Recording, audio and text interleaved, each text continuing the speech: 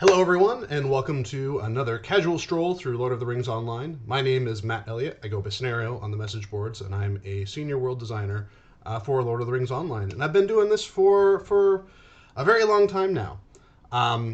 So, for those of you that have not been to this stream before, this is a world design focused stream where I walk through the world of Middle Earth in Lord of the Rings Online, talk about what goes into building the landscape, building the dungeons, and just our general process for planning and preparing to make all the landscapes that you jump in and play.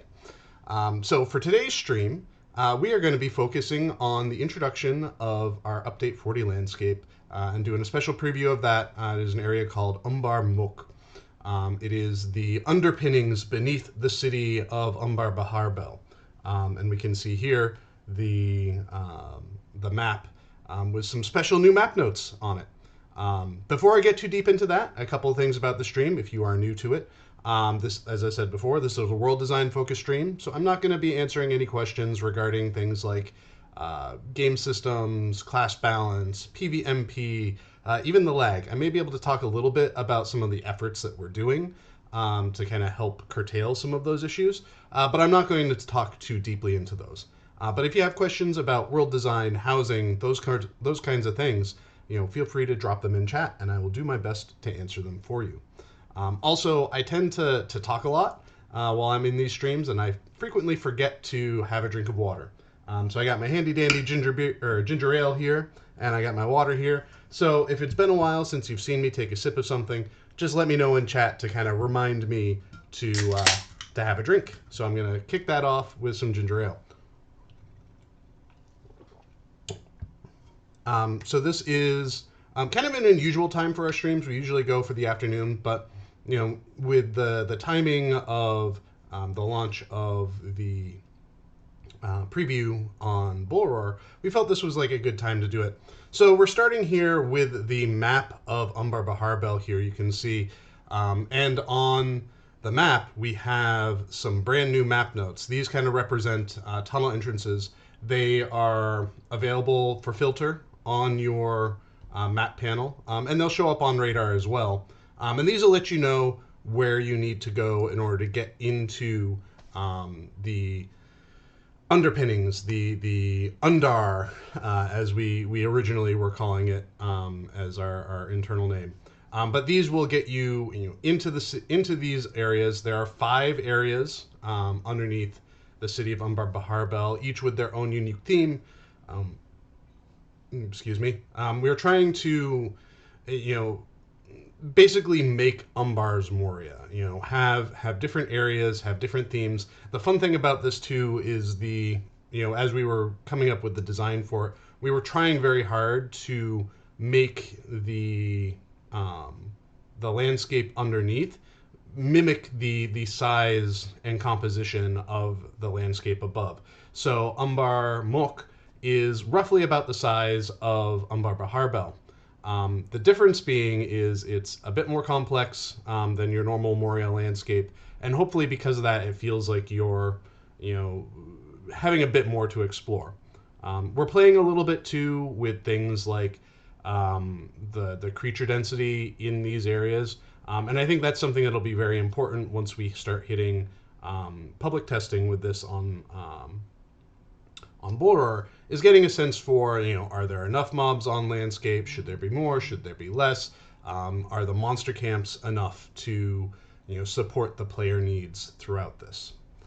So, since, before we waste too much time, why don't we head on into the game? So here we are. This is Kabarkad, the Crypts. So one of the first areas that the content experience for Umbar-môkh will send you into the Crypts of Umbar-môkh. This can be found kind of in the southern portion. The entrances can be found in the southern portions of Umbar-môkh, and are kind of treated as the tombs and crypts of Umbarim nobility that have kind of fallen to both corruption, to become a hive of scum and villainy, basically. We have smugglers, grave robbers, things have woken the dead here, and other creepy crawlies have decided to, make this their own. Um, in this hub, anyways, we have members of Coltech's regimen who have kind of come in, much to the chagrin of the nobility of Umbar, have kind of come in and staked their claim on this area. Let's boost my run speed just a little bit so that I can casually stroll through here. So, like I said, we wanted to try to make each area feel distinct, feel unique, and we also wanted to try to push what our scene file systems could do. We've experimented a little bit with using scene files to put in sentient made decorations. I don't want to say human made because these aren't all human made necessarily, but things like we've got these vases scattered around. Other areas will have crates and whatnot, but we wanted to try to find a way to use our systems that we usually use for scattering things like bushes and trees around and see if we can push them into a more urban environment. We played some with that in whatchamacallit, in the city itself. In Angmar Reborn, we played a little bit with it. In Gundabad, we played a little bit with it. And so we wanted to continue that kind of evolution of the concept here in the Crypts. One of the things, too, that was important as we're working in these areas as well, each area kind of has its own theme. We also wanted to make sure that each area has pockets of distinct layouts and designs. So it's not like you're just running through a space that looks and feels the same everywhere you go, because that can make it a little bit easier to get lost. We also do have maps currently. They are placeholder. Usually in our process, we use placeholder maps so that we can do play testing, so that when we put it onto Bullroar, players can play test it as well without feeling like they're getting lost too much. What we'll end up doing is probably within the next week and a half or so, we will do a final pass on regenerating the radar images for the region. And then once we've done that, then we'll hand those radar images, a compiled version of those radar images, over to our UI artist, and he'll do the final pass on the maps for us. It's not the easiest or most ideal process, but we get the job done. Hold on one second. Let me turn off all of the buzzing that's going on my phone. There we go.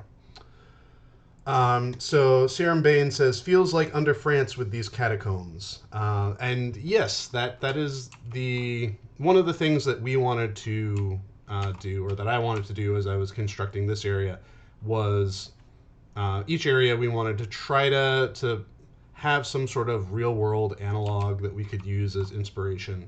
And the Parisian catacombs were certainly what we leaned into for the crypts portion of this experience. Keeping the ceilings higher than they probably needed to be, but you get these really nice silhouettes as you're walking in. We're leveraging the player keylight system so that you get shadows casting everywhere. We're still working on optimizing the space. I actually did an optimization pass end of last week, and I have another bunch of assets that are coming in that are optimized assets for me to use that I'll be setting into place later this week. So yeah, I'm really happy with how this space has turned out. It's a fun mix of old and new assets combined, where we have, for those of you that are familiar with the Barrow Downs, you may see some similar shapes and forms, in the archways, but then we have both some new assets as well as some refurbished and repurposed assets to kind of make this place look and feel distinct and interesting. A little familiar, but also a new approach to things. We're just going to delete that so that I can walk through it.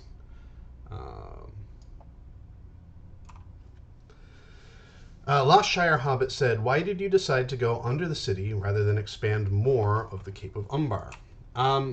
Largely because I think we wanted to, we put this work into the city of Umbar-môkh, and we really didn't want to just then immediately send people away and out of it, right? Like, we wanted Umbar, the city itself, to both be a character and be a fixture for the players for a little while. And as we were talking about what we wanted to do next, we didn't really want to kind of send players here briefly and then send them out again, and send them away, because I think the city of Umbar represents like a pretty significant addition to the game, and we wanted to make sure that we were telling stories of the characters in here. One of the things that we're doing as far as the content goes in this area is it is very focused on the kindred of the coin and giving the members of the kindred that are alive and present in the city opportunities to have additional stories being told about them. And it felt like having those stories be set in the city in some way was important. So yeah, this area was fun but meticulous to build. I will say that, and it kind of started us on a process of we have a very modular. We have 17 years of assets that are available to us, and so it started a process of us kind of like building these spaces with a collection of assets, and then trying to find where we've used a combination of assets fairly regularly so that we could like condense and collapse and help improve the asset load and performance in these areas by doing that. So here we have another hub here in the city, here in the underpinnings. This one in particular I think is meant to be more smugglers and traders that have kind of set up a little outpost for themselves. There's storylines that basically have a trade network, an underground trade network that are going throughout this whole region. And this is one of those kind of holdover spots for that trade network. One of the things too that we're doing, let me run back here to the hub so we can see them, is our stable network. We do have a stable network here in the city, but they're tunnel guides. We aren't using stable routes or anything. This area is a bit complex, so the idea of having full-on normal stable routes throughout the area was not really appealing to us. But the idea being that we have, basically tour guides. So these tunnel guides will take you through the region. The way these are set up, just like normal stable masters, but they're more akin to how we set up the stable network in the Shield Isles, where if you are a standard player, meaning that you have not purchased anything before or have not done VIP or anything like that, you will be able to swift travel between adjacent hubs.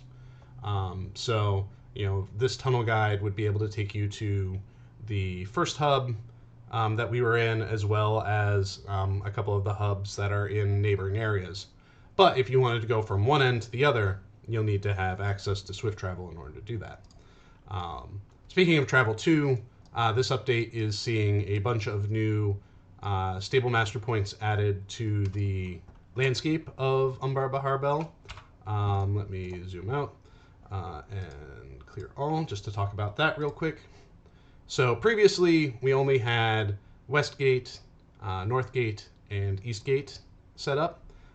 With update 40, we're going to be introducing stable masters for the Bloody Eagle, Swain's Guild Hall, Gate of Sorrows, Fleet Gate, and then the Hunter Camp here out in right here in Aradar.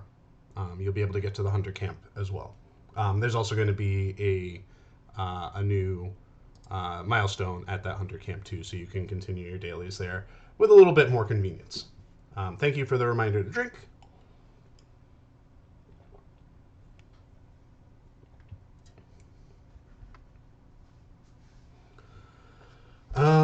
So Lotro Steam, is there a specific pet peeve of yours regarding world building that you wish gets resolved soon?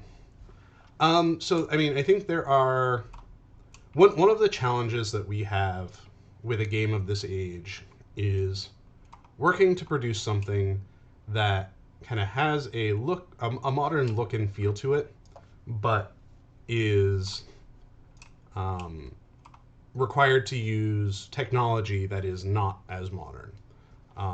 And so I think one of the pet peeves of mine is like always striving to create these spaces that look and feel new and immersive, and then also running into the headache of our technology just being like, yeah, you can't push that many polygons, you can't do these cool graphics features that other modern games can do, or even just like optimizing this thing is harder because it's an older tool. I think for us, it's important for us that as we're building the landscapes, these new dungeons, that we try to make something that looks and feels like it could be modern,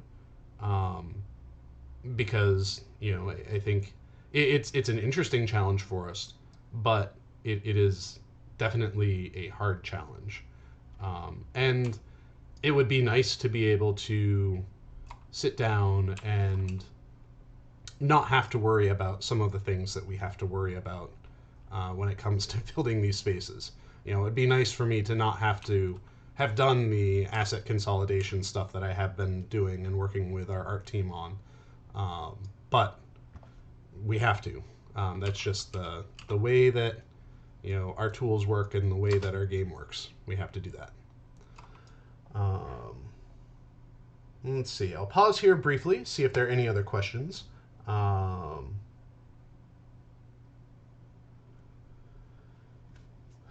Let's see. So I saw a question earlier up asking if this was the new raid, and then there's another one. Are there any new catacomb-esque instances coming out?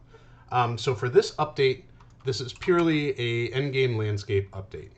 There are no new 3-person, 6-person raid instances that are coming with this. This is purely for landscape content. However, one of the areas in this region is built specifically for group play in mind. I think they're aiming at duo or 3-person group play, but that's the intention, the goal with that space. All right, let's see.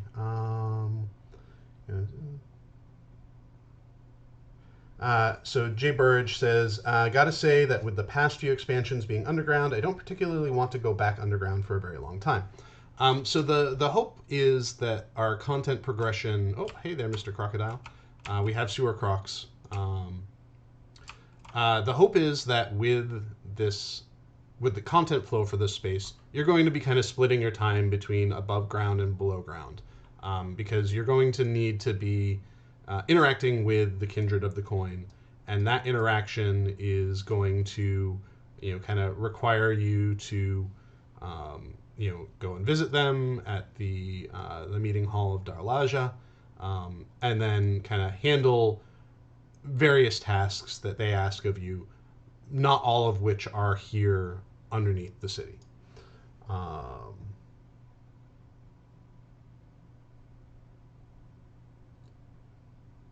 Let's see.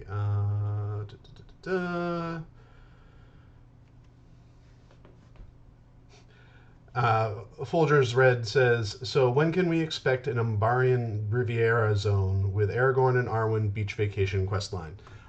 So while we're not specifically going to be doing that, I don't think. We have been starting to talk about how we're going to be implementing the biomes for the Update 42 expansion pack that's happening later this year, and kind of what mix of biomes that we're wanting to put in there. I don't think there's necessarily anything Riviera like in there, but it is something that we've been thinking about because we do want to, we're kind of in uncharted lands right now, and we want to make these uncharted lands interesting and compelling on their own. Oh, this is where I just was. So, for those of you that might have been able to guess, we are now in the sewers portion of Umbar, or of Umbar-môkh. This area is associated with the trying to remember name, the Sail Haven. So before I get too far, each section of Umbar-môkh is kind of related to a ward above it. So the crypts are related to the lower ward. The sewers are related to the Sail Haven, and bear in mind I'm using internal terminology here. The final names are I think they're already in. So we have well, this is the camp, but so each area of Umbar-môkh does have a region of landscape above it that it's kind of correlated with.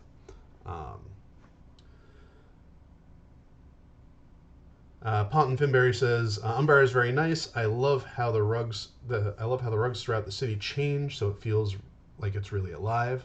I think that was one of the important things for the designer who was working on it, is he did want to make sure that there was a sense of movement, there was a sense of diversity and variety throughout the city, so that you could kind of be in one spot and know where you are just by being there, kind of.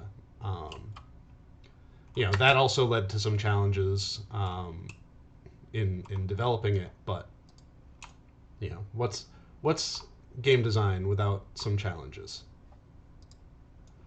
So here's another hub. This entrance, one of the things we did for entrances in this area too is landscape entrances. We started using hatches in a couple of spots to let people in.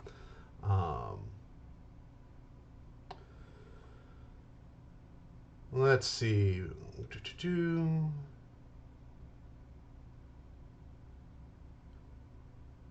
All right. Is there a specific pet peeve? I answered that one. Dasmordo says, pretty awesome crypt designs. Just need bug spray and perhaps an air freshener. Lavender scent, no citrus. Well, citrus would actually be very poignant to Umbar. I think some of the groves outside of the city are citrus groves. So that makes a lot of sense. Dagger Thief says, please fix all Moria stable master routes. It's annoying to ride on a drunken goat. You have to worry about falling off a cliff with. I think that's, if we're talking about pet peeves and whatnot, the stable masters and the way they kind of handle cornering would probably be another pet peeve of mine. And if I could get a system that would allow me to kind of pick spots where you slow down a little bit to go around corners a little bit easier, I would love that. I think with Moria, one of my big goals, my big hopes and goals at some point is to kind of go through and audit the just audit the routes themselves and make sure that we have the right routes in the right place, kind of similar to what was done with the Trollshaw's routes. Basically kind of overhaul that system. It's tricky to do that when it's tricky to justify the time to do that sort of thing when we don't necessarily have work we're doing in that area. But one of these days, I'll be able to get in there and revamp that system. I think the travel system in general could use a lot of love, as far as looking at some of our older methods of how we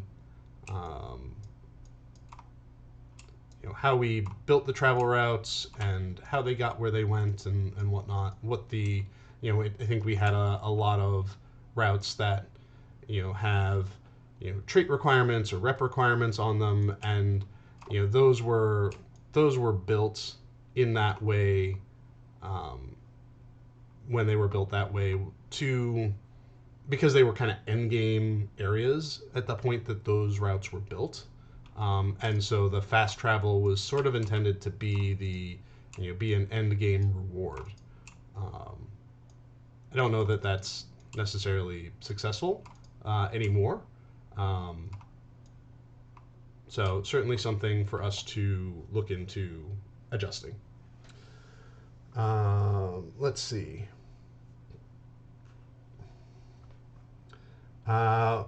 Rapthorn says, could you please put a mailbox in the Bloody Tavern? I didn't realize there wasn't one there. That's certainly something that we can consider adding.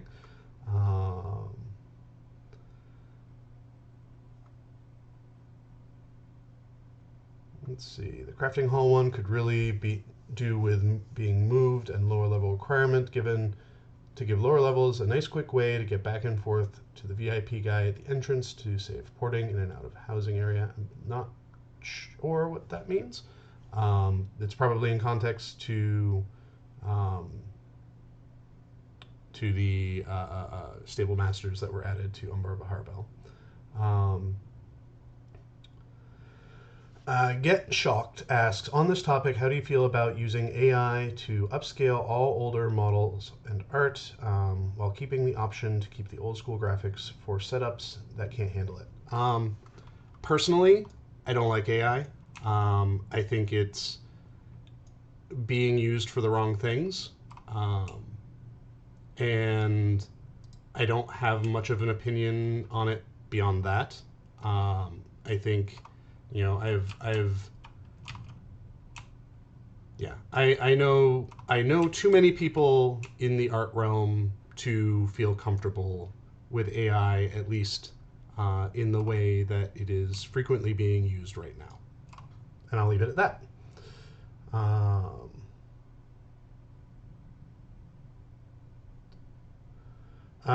G Lipscomb says, will there be new missions here?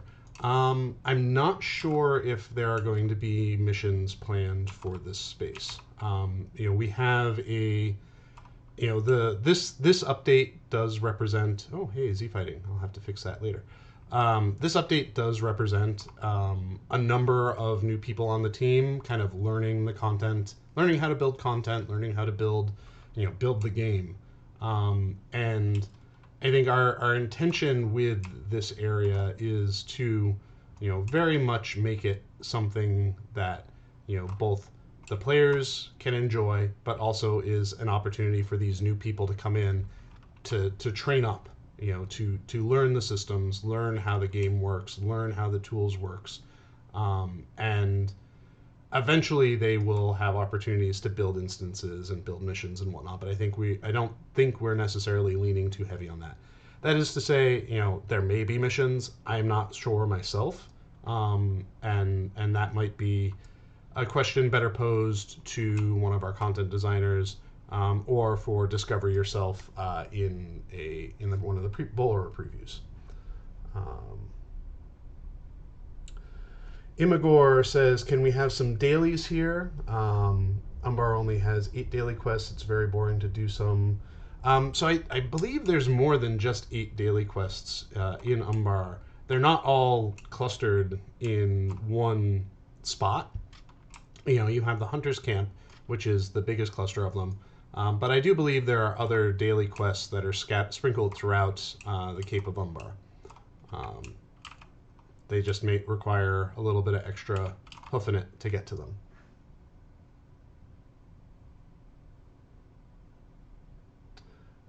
Rico Lasvos says, chickens to Umbar, when? I would say the easiest way to get chickens to Umbar is for us to build the Haradwaith, or Harandor rather, and we're not quite there yet. Not to say that chickens won't ever be able to get to Umbar, but I don't think that's a considerable priority right now, especially, like I said, with a newer team. We kind of want to focus on building forward and moving forward on things.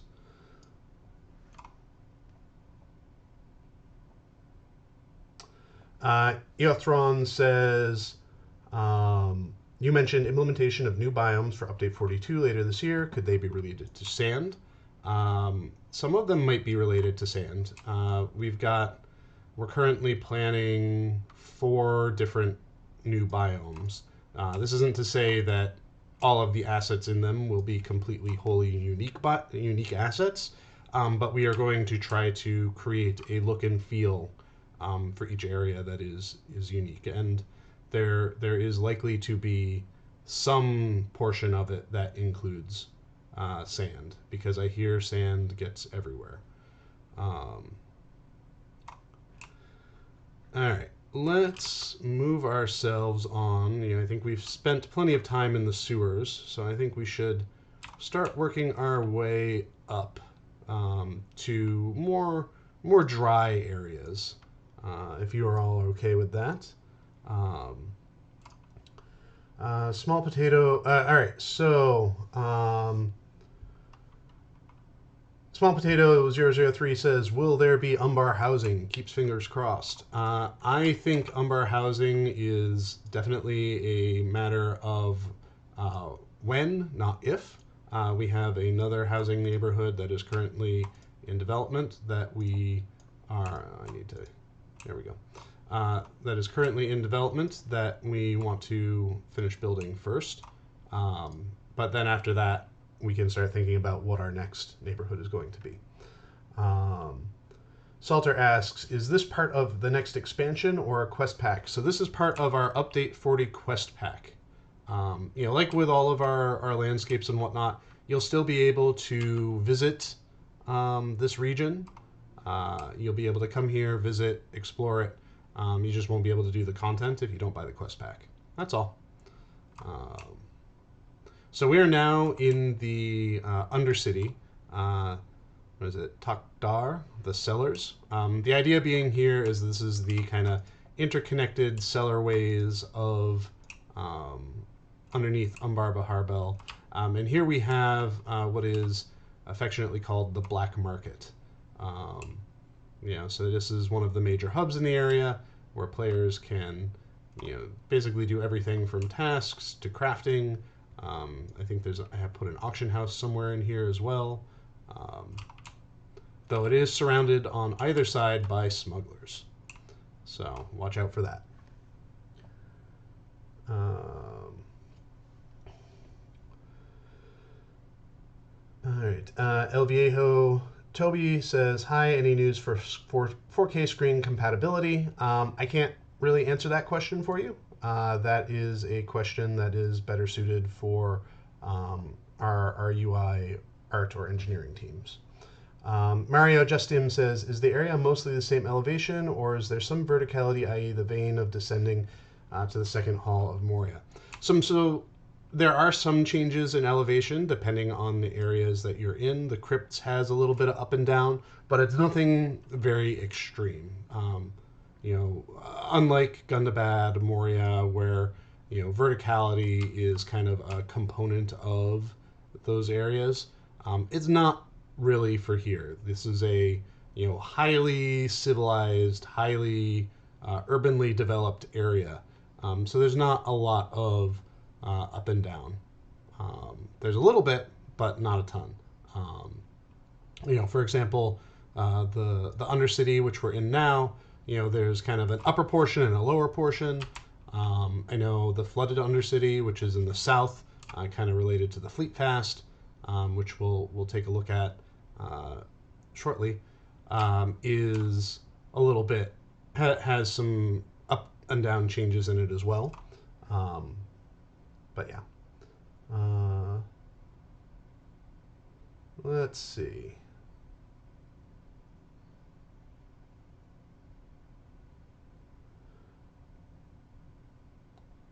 So yeah, another question about Umbar housing. Have you thought about adding walls and door frames that we can use for decorating our houses with? From Patty McGinty. So that's a stretch goal of mine. I currently have some requests in for some generic doors that can be made usable, that we can So we can have doors that go in the door frames of each of the different individual neighborhoods. That's phase 1 at least. Phase 2 and beyond is making like door frames and decorative walls and whatnot that have door frames in them. The tricky thing is with anything like that, like I don't really think it's a good use of any of our times to create a door frame permutation for every single door type that's out there, for every single appearance type that is available for housing.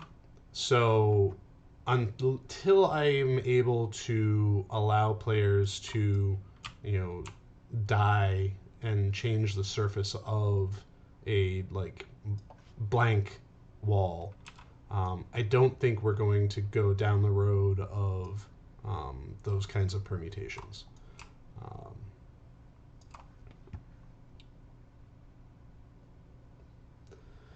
Crispy Chicken says, the terrain I want to see added to the game is that section of the Emyn Wheel Frodo and Sam traversed on their way to the Dead Marshes. When might that happen? Sadly, it is not something that is directly on our schedule. We do have kind of our own big list of like, here are areas that we could do, fill in the gap regions for, and Emyn Wheel is certainly one of those. We also have been paying attention to like, what areas support which level breaks, where do we have kind of a gap in a level break, like where does this level range need more content kind of thing. And I've talked before about how like, I think one of our major one of our leveling pain points, and don't mind this is part of the optimization stuff that I'm doing. One of the pain points I think we have is that Moria is can be a hurdle for players to get through, especially if they've played through it multiple times. And I think that's whenever we do our next region that is a fill in the gaps region, I think that a Moria alternative is going to be our priority. But then after that, we'll take a look at our list and see, what makes sense to do next. I love these spiders so much. The camel spider-esque spiders, like they're maybe a little shinier than they need to be, but they're so cool and creepy. They bother me, but that's great. Hello, friend. You're terrifying as well.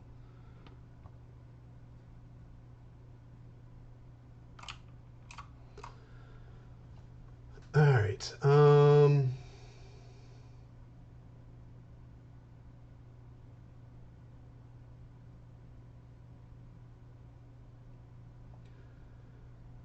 If there's ever an Umbar housing area, maybe since it's a new area, we can have condo housing set up, just no HOAs.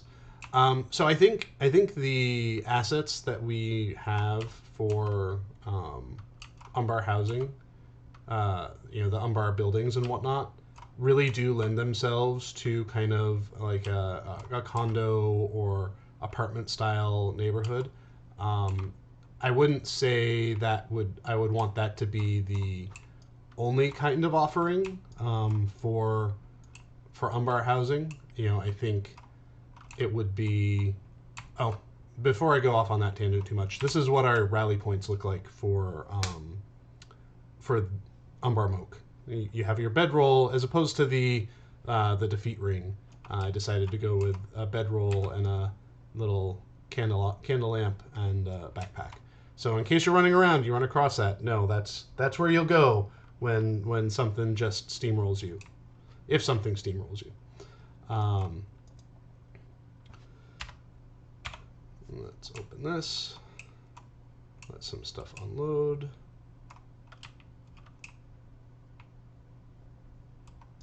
Yeah, so don't mind this. Like I said, what you're seeing here is part of the optimization process.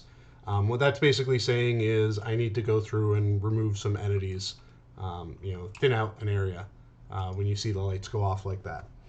So yes, back to Umbar housing. I think Umbar housing is something that can really work well as kind of an apartment complex, but I think I would want to kind of do what we did with Rohan housing, where we have two options, and so we could make a version of Umbar housing that is kind of more like your classic housing neighborhood, and then we could make a version that is more like your, more like that apartment style living. Um,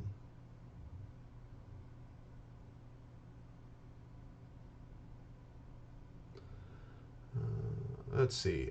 Is there any interest in doing another mini update like Wildwood or the Angle in the near future, like going north of Thorin's Hall or bridging Foreshell and Angmar? There's definitely interest in it. There's just that little hiccup of the time for it. What is the time? What time do we have to make that happen? Um, I think we definitely want to do it. There's a lot of interest internally in doing it, but we need to find the right time and the right place for it.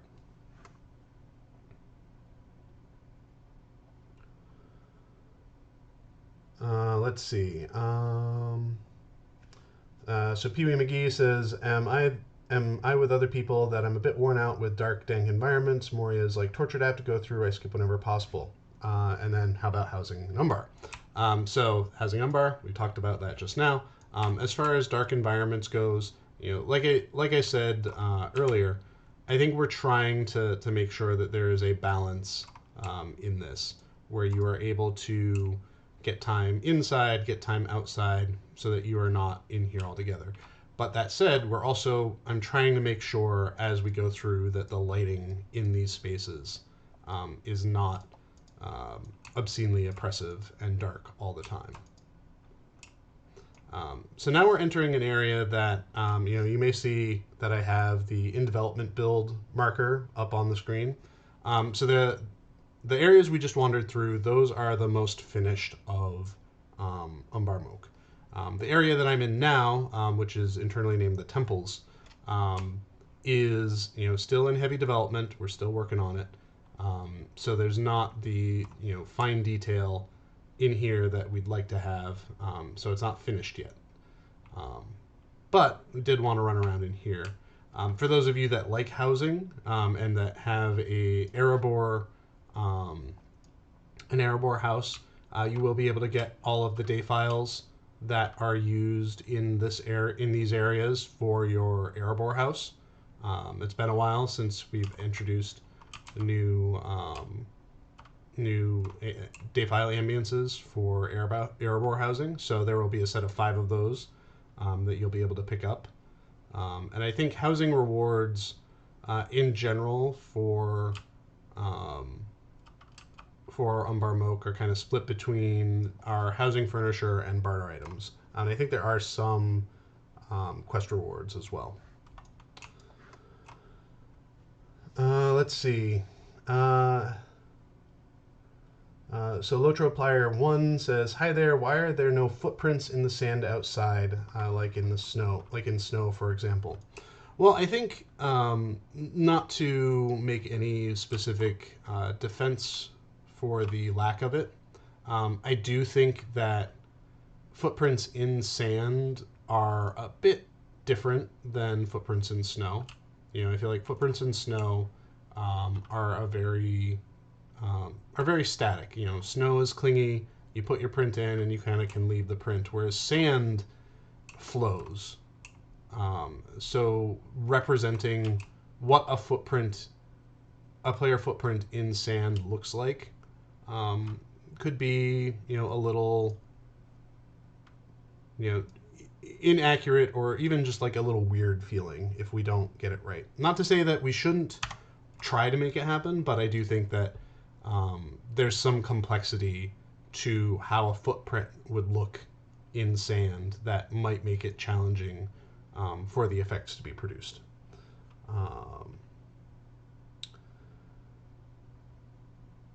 So Ethy says, I just joined. This is an interior area. Do quest markers work? So this is a landscape area. It's not a dungeon space. It's a landscape area. So you don't have to worry about quest markers behaving weird like they do in dungeon spaces. It's a normal landscape space.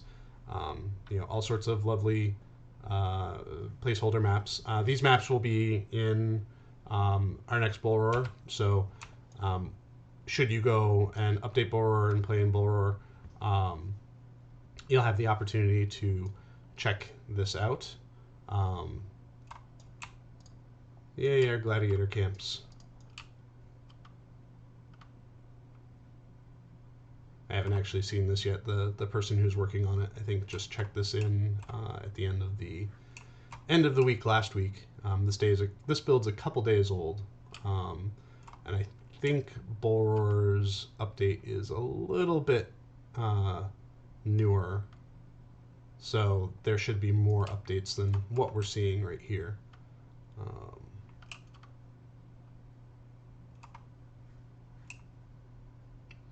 Trying to work my way to the Gladiator Quest Hub. So the idea being with the Gladiator Quest Hub is it is a so that takes me back to the Crypts, so I want to go back this way.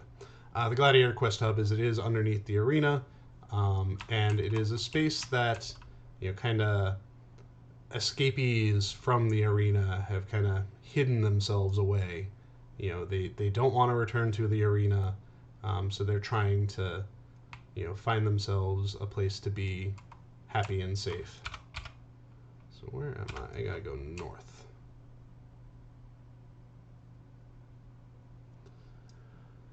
Let's see. So Pee Wee McGee says, maybe reduce the loitering population in the city to cut down the lag. So there are some things that we're looking at as far as that goes. I think one of the things that we ran into is, like, we do want the city to look and feel alive and active and lush. But I think one of the things that we were running into is things that, are casting reflections that don't necessarily need to cast reflections. For example, the groups of people. And I don't know specifically if there are things being worked on to kind of address that, but I think that's one of the things that would help the space when we have the ability to do that. So here we are in the Gladiators Quest Hub. A lot of these NPCs could probably stand to be dressed up like gladiators. But like I said, this is all in development stuff. Alright, let's go to our stable master and see if I can't get us to go over.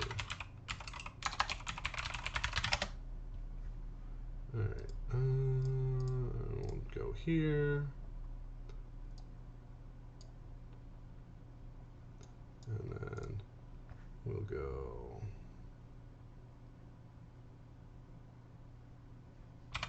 Where do I need to go?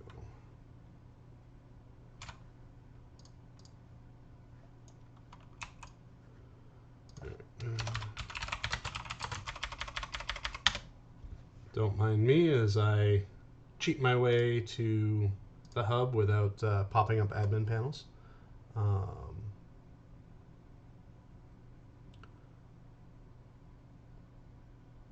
So let's see. The Master of Dungeons says, is this quest pack free for VIP? I'm not sure. That is not something that usually I have a much interaction with as far as that kind of thing. If other quest packs have been, I would assume this to be, but I would say wait until there's an official announcement to really nail it in. Aaron S. says, any hints on what the housing area that is in development is? And for that, I would say watch my previous stream, and you will get the hint. what was my previous? The Athelian stream.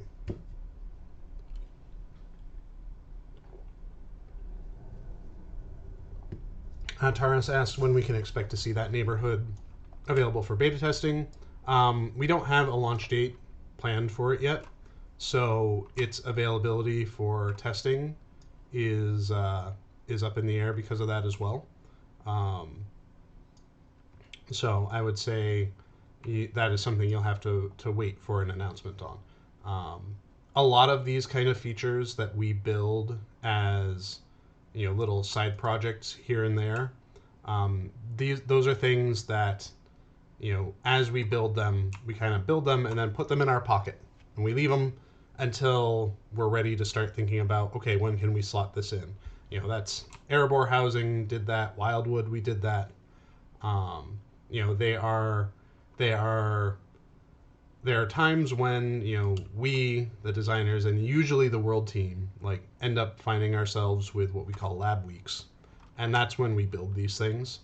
And the idea being that with these lab weeks we can create cool stuff, and then we just hold on to it until we're ready to start furthering development on it. Right now, the neighborhood development is kind of on pause a little bit because we need the person who's working on it to finish up working on this, for example. And I think what will end up happening is that will be kind of his project to work on when there are little lull periods in between major updates and whatnot.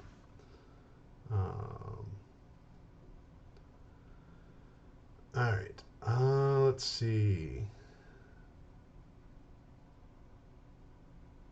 Imagor says, will we get camel mounts from the next expansion? I don't think we are far enough ahead in deciding what we are doing with our plans to determine the kinds of mounts that will be available as both pre-order bonuses and just general items to get. But I will say that camel mounts are something that we have talked about. They're something that when we were thinking about coming to this area of the world, what kinds of things would be interesting and compelling for mount types, and camels are certainly ones that came up in a not serious manner. Another one that came up was ostriches. I don't think we'll ever get ostrich mounts because they do kind of look silly, but that is something that came up as a kind of joking suggestion as we were talking about it. Green Tea asks, what are some of the challenges of building an underground location? Some time ago, I believe you mentioned that the issue, there's some issues with too many light sources. So lighting is definitely a challenge. We don't want to completely rely on just the player key light, because if we did, then these campfires and whatnot they wouldn't stand out. So and not having lighting tends to flatten out a space. So lighting is certainly an extra layer of effort that we don't normally have to undertake when we are building just standard open landscape. Another challenge is actually building the roof because it's its own separate height map that we can sculpt and paint and whatnot. And so building both basically building the floor and the ceiling, it kind of effectively doubles the amount of time it takes for us to make an area like this, because we have to worry about having the ceiling be just as detailed as the floor is. So we're running around right now in the flooded undercity area. This is a bit more of an open area. Again, this is a bit more in development. There's some lighting that has been done here, in part because these assets that were used came with lighting baked into them. But there are other areas here, as you walk in here, for example, that just aren't lit.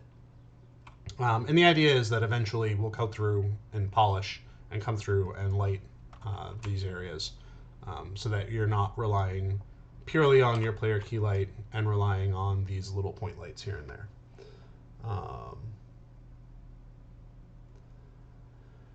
P.B. McGee says, more hooks in housing. The houses are so big and they're very hard to decorate. You make so many nice little items, but no hooks to put them on.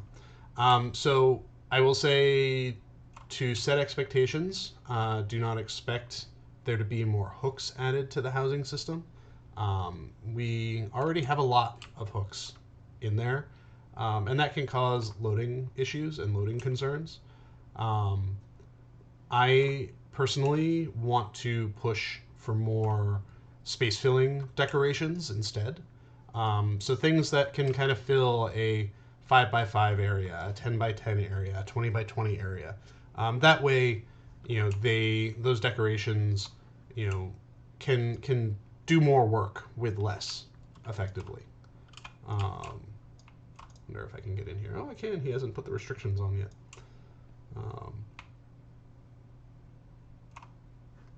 So that's where I'm leaning towards. Excuse me. When it comes to decorations, is pushing things more towards that. Things that can fill space. I think there's still room and purpose for smaller individual housing decorations. But I think we need to balance that a bit more with things that can fill space. And I think one of the things that's been kind of nice about the process that we've used to consolidate assets here in Umbar-môkh, as well as in Umbar Baharbel, and what we're going to be doing in Minas Tirith, is it gives us the opportunity to kind of look at where we've done place settings and table settings and whatnot, and be like, oh, well, we'll just group those together, send it to art, and ask the art team to turn that into a single entity. I know from the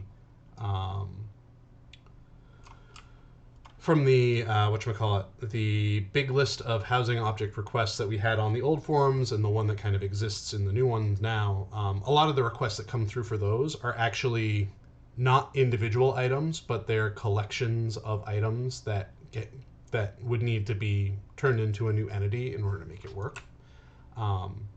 If we have the art time for it, this update, there are a few of those things that I've requested that are kind of more Umbar themed that I want to get introduced. So yeah. So this is the western portion of the flooded undercity, the Dil Miz, the Burse. So this area here, the western half of it, we can take a look at it in the map. So this area is kind of divided into two spaces. The eastern half is kind of meant to be more the solo-friendly area, and the western half is meant to be the group-focused area. In the center of it, we have our quest hub here, which you can kind of use to kind of spoke off and do everything. And it's very centrally located. It's also got the milestone here as well. So let's see.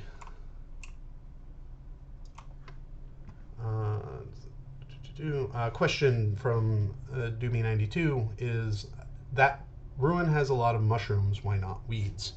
We do a lot with plants on landscape, and we just, for the character of this space, I think we wanted to push towards something a little different, and mushrooms fit that bill.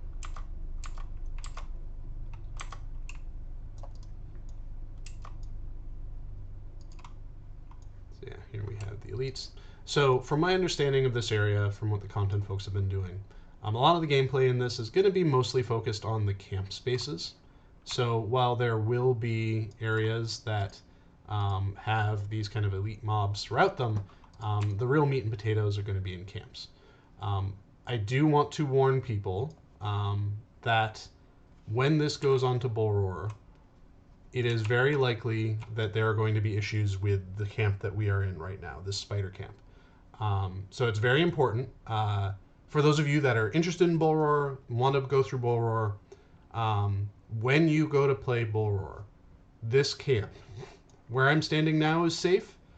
Where I'm looking right now, do not walk towards this area. It will eat your character. Just as a fair warning.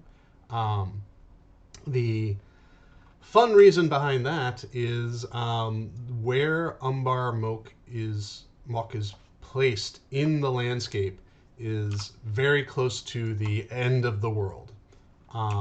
And weird things happen to the client when you get too close to the end of the world. So in later builds, that section that I was telling you not to walk towards, that'll be blocked off. But for the first bull roar, just to warn players, if you walk into that area, the client is going to go black. You're not going to be able to move or interact with your character, and really your recourse is going to be go to character select, select that character, delete it, and if you copied the character over, recopy it or make a new character. Just as a heads up, this is the fun of development.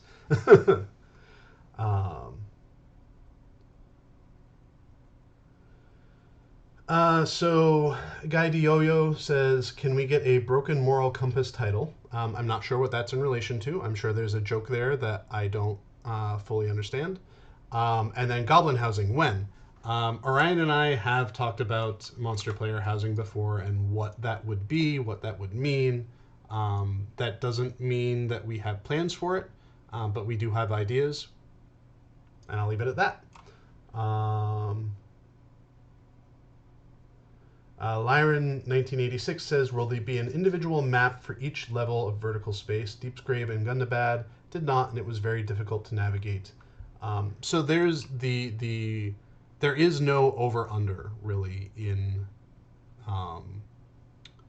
Umbar-môkh like there was in Deepsgrave. Deepsgrave was an experiment. I think there were some parts of it that were successful. There were some parts that weren't. Here in Umbar-môkh, effectively the maps are flat. Like, you don't have to worry about over-under. You don't have to worry about how deep down something is. Like, that's not a concern for these areas. You know, these areas are, you know, there may be slopes that you go down, slopes that you go up, but overall, it's all, you know, it's all normal. All right, so I'm just noticing that it is now after 1. So it is time for me to wrap things up. I'm going to speed run these questions, and then we'll wrap up the stream.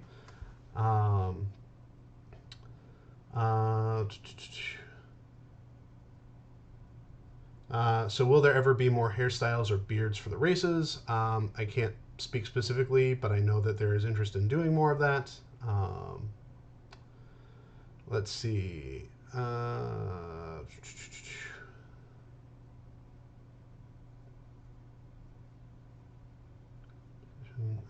Game. There are no plans. So BC Walker asked if there are any changes to plans to change how decoration works for housing. No plans for that. What is there is what is there. The hook system is kind of what we're working with, and we don't have many. We don't have any plans to change that. It would require a more significant overhaul than we can really justify the expense for right now. Lexicon really wants grass hooks for Rohan housing to get rid of the Hobbit length grass effect. Sylvadeer says, will there be a devlog and give random prizes? I think it'd be fun.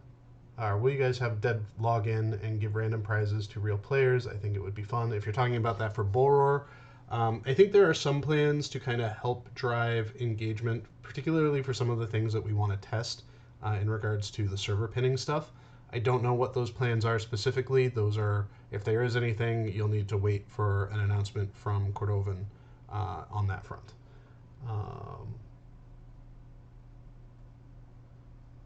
Marcolis says, I wonder if the Lotra developers are also involved with the Amazon version coming out at some point.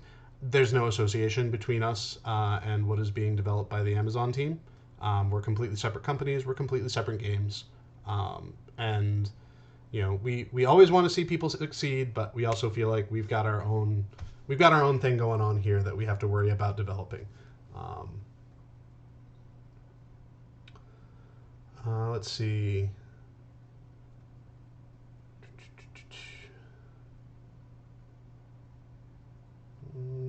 I'm slowly getting there.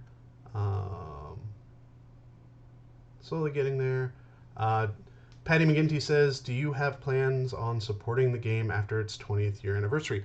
We have plans on supporting this game for as long as our licensor will allow us to support this game.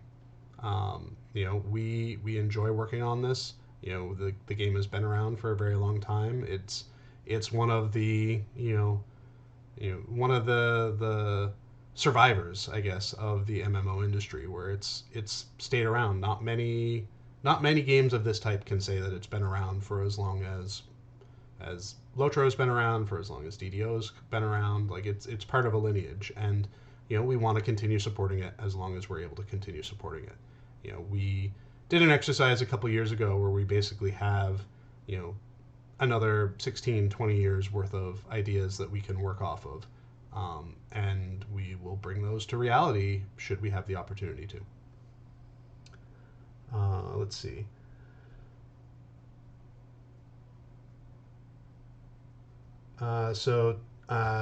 Tim Nest 001 says, "Are war steeds allowed here?" No, we're not allowing war steeds in Umbar-môkh. They kind of move a bit too fast, and the whole area is probably a bit too complex for them. We're still figuring out what will be allowed as far as steeds go in this area, and a lot of that is associated with performance. Players moving fast through an area can, you saw where, like, I was running through an area fast and then all of a sudden my lights cut out. That's something that can happen to players if they move through an area too fast in this space, and we want to try to mitigate that. So we're still figuring out what we want to do for mounts, and that's an open question. Let's see. All right.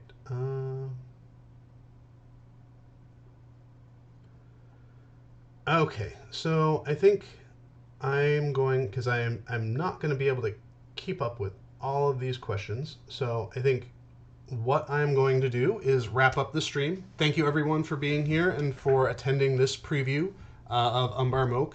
This will be coming to Bullroar soon. If Bullroar is not already up and running, I believe we have a planned test for it this week.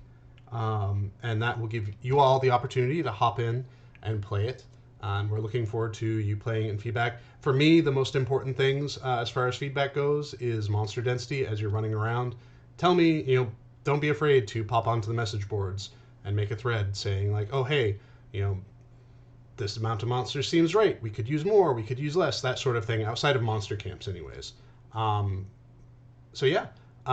So feel free to jump in for that. Also, the warning is, with Bullroar, be safe around that spider camp. Don't go to the furthest south section of it. It will eat your character.